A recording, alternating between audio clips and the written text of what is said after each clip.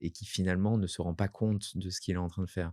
Mais s'il y a Ouais, un ingénieur logiciel ou un développeur qui vient rentrer sur le code source, il va se rendre compte qu'il y a de la dette technique, qu'il y a du code spaghetti, qu'il y a des duplications de fichiers de configuration, etc. à droite à gauche. ouais, Bref, c'est le bordel. Maintenant, il y a une nouvelle notion, ce qu'on appelle le vibe engineering. Et c'est tous ces ingénieurs qui étaient un petit peu bloqués ou résistants, en tout cas, à l'émergence de ces IA et qui le voient finalement, enfin, qui voient une montée en compétence de ces IA et qui se disent, mais utilisons-les, mais de façon méthodologique ouais. et intelligente.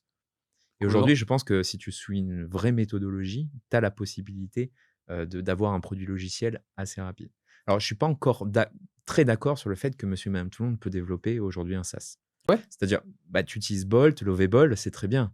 Mais à un moment, il y a une contrainte qui est sûr. celui du back-end et peut-être aussi de la dette technique, de la sécurité.